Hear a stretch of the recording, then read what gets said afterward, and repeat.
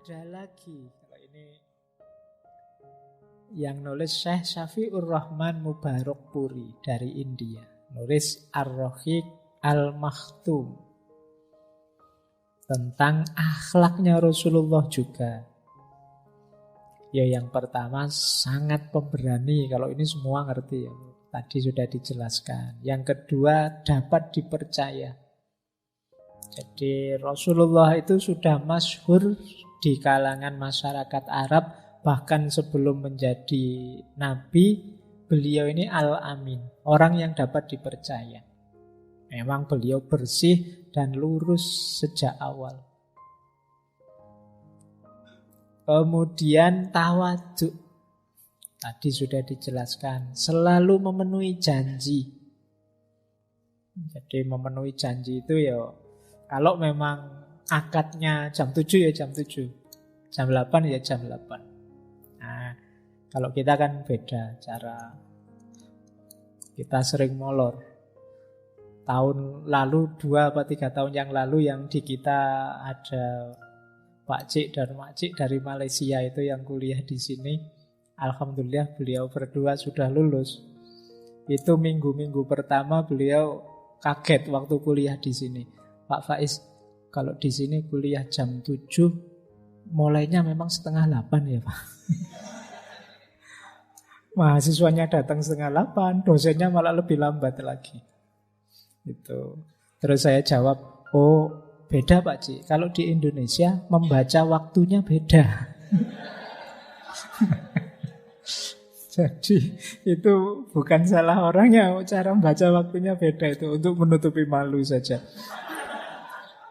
Betapa kita itu sering tidak tepat waktu. Tepat waktu bagian dari menepati janji. Kadang-kadang kita panitia itu kan kalau ingin yang diundang datangnya jam 9 kan, terus di undangan ditulis jam 8. Kenapa? Kalau ditulis jam 9 datangnya jam 10. Oke ya, dan akhirnya menyulitkan kita semua itu kan, mesti kalau ada apa-apa dihitung kan. Oh ini undangannya jam 8, berarti nanti mulainya jam 9, ya saya datang jam 9. Baik. Nah, teladan Rasulullah yuk sesuai akad, sesuai yang kita janjikan.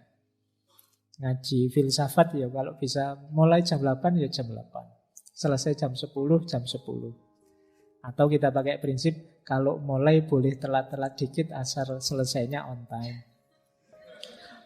Atau selesainya lebih awal. Nah, kemudian silaturahim. Rasulullah sangat gemar menyambung tali silaturahim. Penyayang dan lembut terhadap orang lain. Kalau ini masyhur sekali. Jadi kalau teman-teman memang sangat ingin meneladani Rasulullah, ayo latihan lembut. Karena memang Rasulullah itu lembut.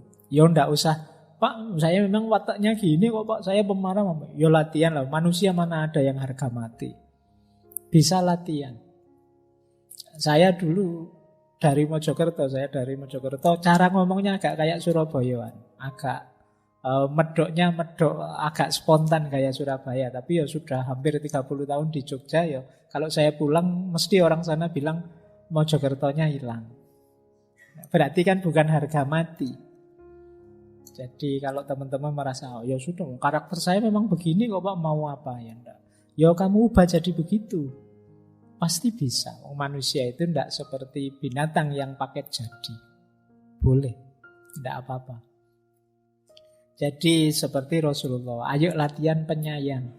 Nah, kalau ini lebih berat, suka memaafkan, lapang dada. Wah, hari ini sulit ya memaafkan, sekarang kita budayanya lapor polisi. Iya kan? Yo, maaf ya maaf, tapi polisi jalan terus, itu namanya belum maaf. Masih harus lewat polisi. Nah, ayo latihan yang longgar hati kita. Apalagi kalau itu memang hanya urusan kecil-kecil. Ada banyak hal penting nanti mungkin menyita waktu kita kalau terlalu kita urusi. Jadi ayo latihan yang longgar. Rasulullah itu bahkan ada cerita masyhur sekali di awal-awal beliau dakwah di Mekah itu. Beliau itu tiap pagi ketika ingin sholat di Ka'bah, itu ada seorang tetangga beliau yang sangat benci. Yang itu kalau beliau lewat kadang ditaburi pasir, kadang ditaburi kotorannya unta, kadang diludahi. Itu sampai putri beliau, Sayyidah Fatimah, itu sering membersihkan bajunya ayahnya, rambutnya ayahnya sambil menangis. Karena usilnya tetangganya ini. Tapi satu ketika pagi-pagi Rasulullah jalan ingin ke Ka'bah, kok tidak ada yang melempar kotoran, kok tidak ada yang menaburi pasir. Ini beliau heran, ini kemana orangnya ini? Apa kehabisan kotoran? Apa? Kok tidak ada yang melempar? Akhirnya tanya pada orang situ, ini beliau ini yang biasanya ada di sini kemana? Oh, beliau sakit Rasulullah, tadi malam beliau sakit. Nah, pagi itu langsung Rasulullah menjenguk. Orangnya betapa kagetnya. Ini musuh yang sangat saya benci, yang tiap hari saya sakiti, justru yang menjenguk paling awal. Itu menyentuh hati dia, sehingga kemudian masuk Islam. Itu gaya dakwahnya Rasulullah. Jadi kadang-kadang justru dengan kelembutan, keterbukaan hati, kemurahan hati, dan pemaaf, orang tersentuh, geser minadz-dzulumati ilan nur. Biasanya orang itu kalau ditabrak, disalah-salahkan, malah sulit untuk sadar. Bukan berarti tidak tahu itu salah. Saya tahu itu salah, tapi wis kadung gengsi, mau gimana. Jadi teman-teman kan sering gitu kan, kalau disalahkan itu kan mesti cari-cari alasan. Kamu telat ya? Loh, sebenarnya saya tidak pengen telat Pak, tapi ya gimana lagi? Ya, pinter ngomong kamu kan.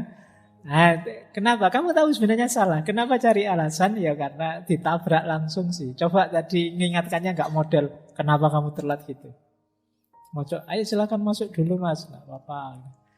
Nanti belakangan baru ngomong, minggu depan kita tetap ya seperti tadi jamnya, jangan telat. Yang telat ya, itu mungkin dia bisa berubah. Tapi kalau ditabrak langsung, kemungkinan gengsinya keluar. Sehingga malah tidak jadi lebih baik. Nah ini strategi kayak gini sudah jarang ditemukan. Kita pinginnya saling tabrak. Pinginnya segera orang lain harus ikut saya, karena saya yang paling benar. Selanjutnya Rasulullah itu pribadi yang penuh kegembiraan, meskipun kalau tertawa tidak sampai terbahak-bahak. Kehadiran beliau selalu menggembirakan. Jadi ada istilah Rasulullah itu basam. Basam itu selalu tersenyum. Meskipun tidak sedang tersenyum, yang di dekat beliau merasa disenyumi. Kalau mungkin pakai bahasa hari ini, memang auranya aura yang menggembirakan. Kehadirannya ditunggu-tunggu. Mungkin kebalikannya kita ya.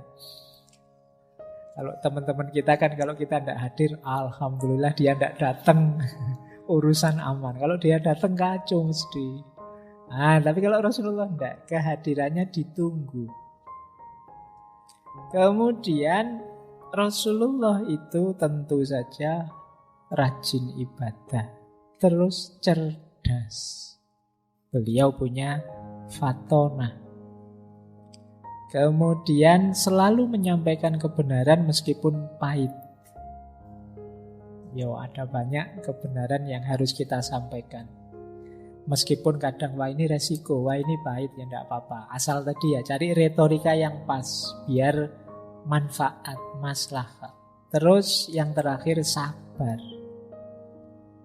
Ada banyak ujian, ada banyak kesulitan, tapi beliau tidak pernah putus asa.